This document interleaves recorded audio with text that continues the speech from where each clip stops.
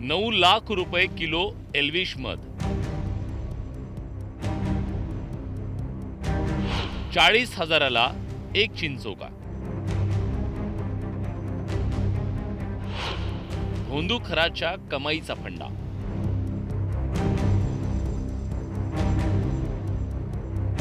विकृत अशोक खराच्या भोंदूगिरीचा आणखी एक कारनामा समोर आलाय.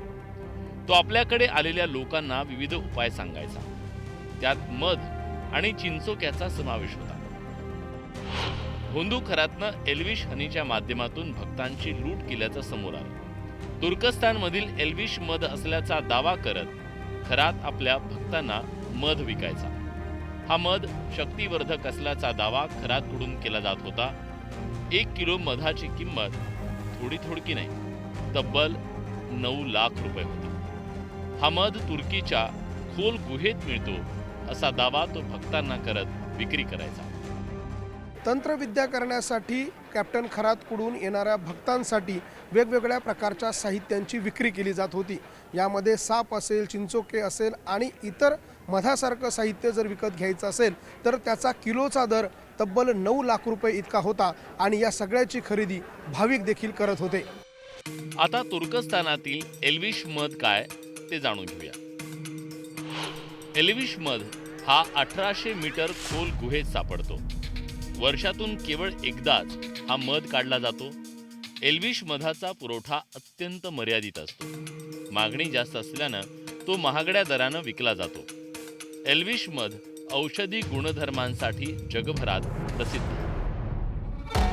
अशोक खरातनं केवळ मधाच्या माध्यमातून फसवणूक केली नाही, तर बाजारात सहज उपलब्ध असलेल्या चिंचोक्यांचा आणि बनावट खड्यांच्या माध्यमातून लोकांना लुटलं. बाजारात 100 रुपये किलो दरानं मिळणारे जंगली चिंचोके पॉलिश करून कधी पूजेसाठी वापरले तर कधी तो अंगठीत खडा किंवा महागड्या लॉकेटमध्ये बसवून विकायचा. खरात एका चिंचोक्याचे 10,000 पासून ते 1 लाख रुपये उकळायचा. त्याचसोबत पूजेसाठी दिले जाणारे खडेही बनावट असल्याची माहिती आता समोर आली आहे. नाशिकच्या सिन्नरच्या मिरगावमधील ईशानेश्वर मंदिरातील एका विशिष्ट खोलीत सर्पपूजेच्या नावाखाली खरातनं लोकांकडून लाखो रुपये उकळले. या खोलीत तंत्रमंत्र सुरू असताना तिथं अचानक एक 20 फुटी नाग प्रकट व्हायचा. तर तो रिमोटवर चालणारा नाग होता. खरात रिमोटद्वारे तो नाग ऑपरेट करायचा.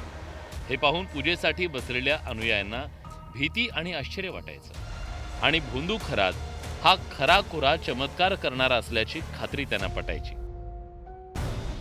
चिंचोके, खडे, बनावट साप आणि महागडा मध अशा विविध माध्यमातून अशोक खरातनं लोकांची फसवणूक केली. याच फसवणुकीच्या माध्यमातून खरातनं आपलं आर्थिक साम्राज्य उभं केल्याचं समोर आलं. Bureau report, news 18 Marathi.